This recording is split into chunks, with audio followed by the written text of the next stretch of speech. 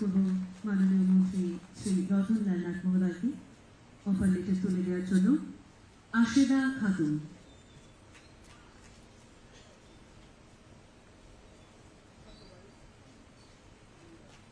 শ্রী অজয় দেবনাথ,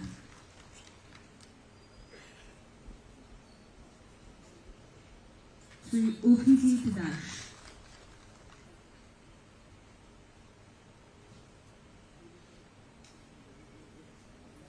শ্রীমতী উপমা দাস,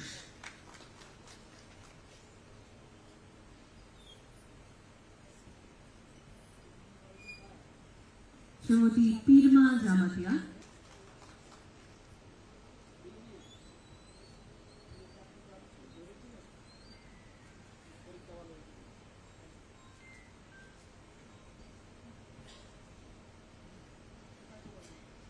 শ্রী বরুণ দেববর্মা,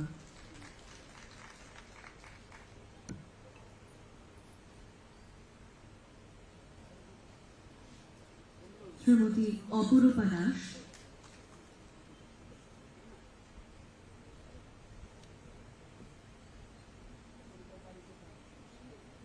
শ্রী রুবেল মৌসুম,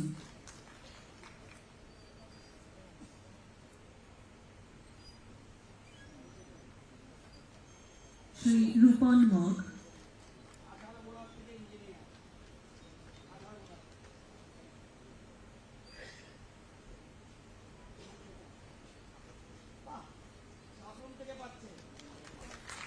শ্রীমতী মৌমিতা দেব।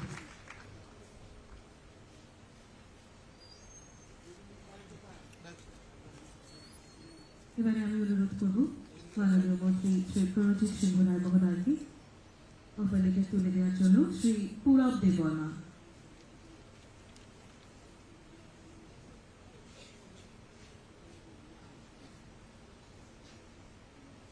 শ্রীমতী সুস্মিতা দাস,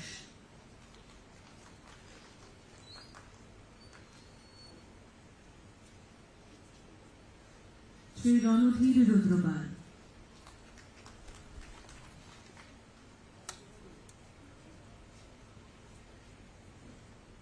শ্রী দয়াল দাস,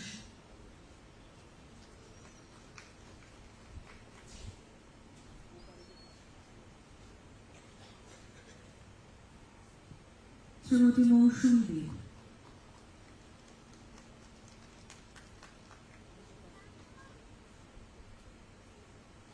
শ্রীমতী সুস্মিতা চাকমা,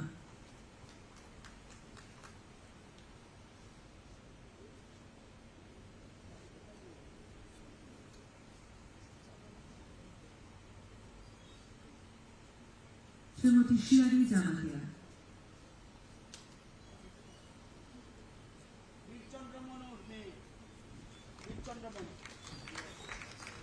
শ্রীমতী তানিয়া নন্দী,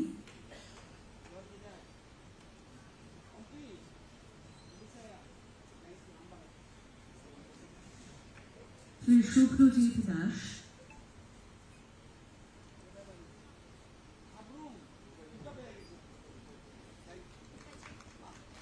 শ্রী শুভম দেবনাথ।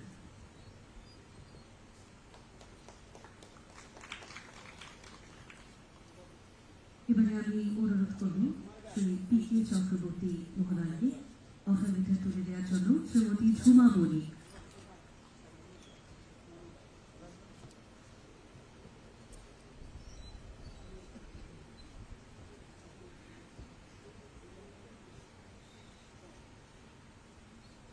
শ্রীমতী সুদীপা দাস চৌধুরী,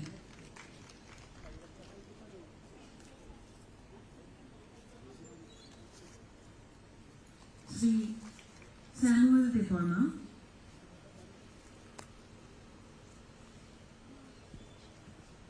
ইসমা চৌধুরী,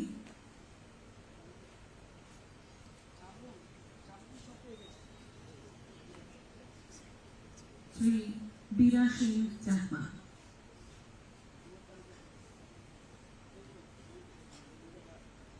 এবারে অনুরোধ করব শ্রী কিরণ গুপ্তে মহোদয়কে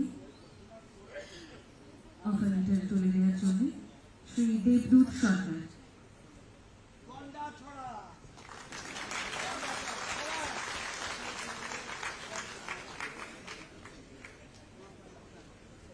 শ্রী ইলটন শুক্লদাস,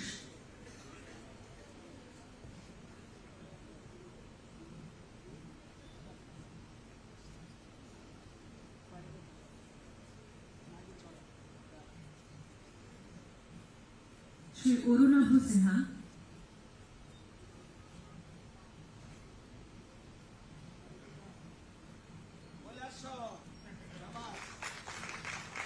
শ্রী আমাস মুন্ডা,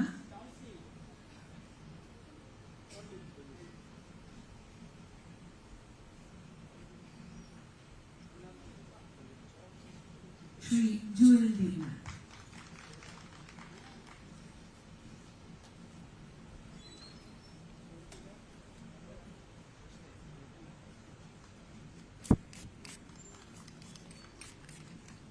আন্তরিক ধন্যবাদ জানাবো সকলকে এবং এবারে বিনম্রভাবে অনুরোধ করবো আমাদের আজকের অনুষ্ঠানে প্রধান অতিথি তথা রাজ্যের মাননীয় মুখ্যমন্ত্রী প্রফেসর ডক্টর মানিক সাহা মহোদয়কে তার বক্তব্য রাখার জন্য।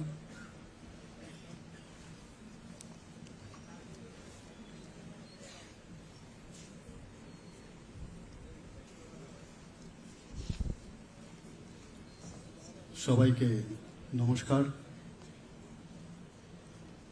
আজকে মুক্তধারা অডিটোরিয়ামে ত্রিপুরা ইঞ্জিনিয়ারিং সার্ভিসের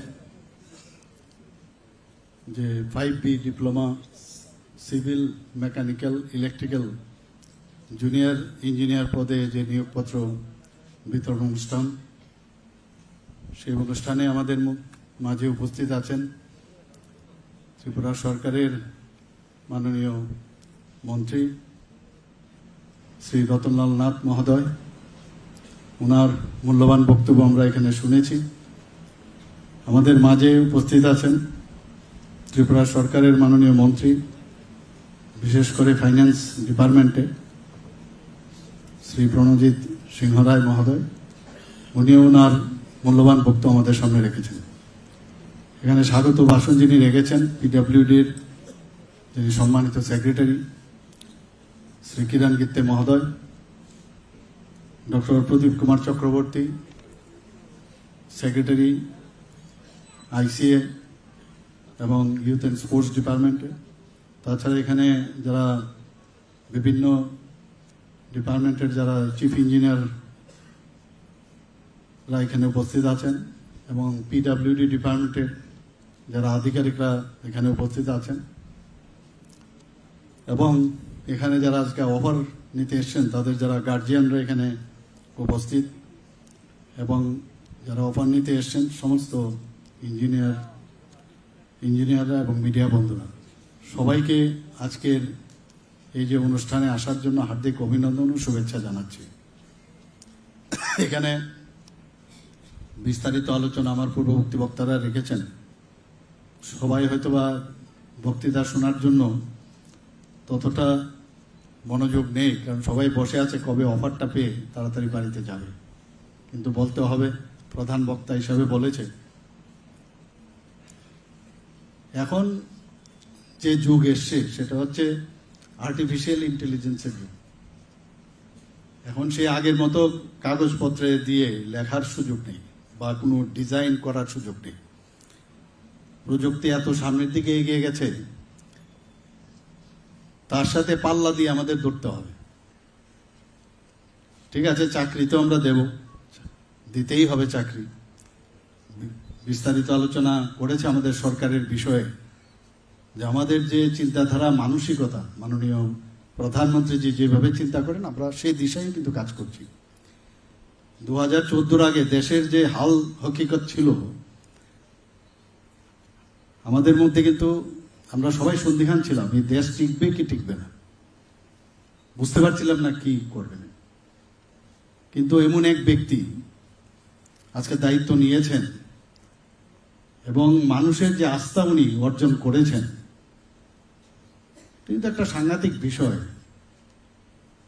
বিশেষ করে জাতি জনজাতি সর্বস্তরের গরিব মানুষ সবার বিষয়ে যে সবকা সাথ সবকা বিকাশ বিশ্বাস, সেই ধ্যান ধারণা নিয়ে উনি আজকে কাজ করছেন।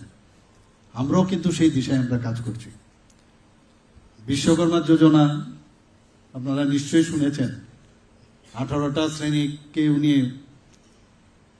রেজিস্টার করেছেন, যা নাকি কোনো দিন কোনো প্রধানমন্ত্রী তার আগে চিন্তা করেছেন। প্রায় 13,000 কোটি টাকা তাদের ডেভেলপমেন্টের জন্য উনি যখন ঘোষণা দেন, এবং ঘোষণা না, সেটার প্রপারলি কাজ হচ্ছে কিনা সেই বিষয়ে উনি কিন্তু আমাদের যখন মুখ্যমন্ত্রীদের কনক্লেভ হয় সেখানে কিন্তু আমরা কি কাজ করছি, আমাদের পজিশন কি করছি কিনা, যেটা ঘোষণা দেন সবকটার কিন্তু ফলো আপ করেন।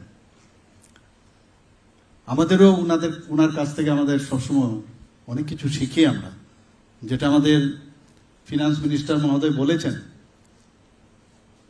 যে ইনফ্রাস্ট্রাকচার ডেভেলপমেন্ট করার জন্য, আমাদের ত্রিপুরাকে একটা সুন্দর ত্রিপুরা তৈরি করার জন্য আমাদের যে চিন্তা ভাবনা,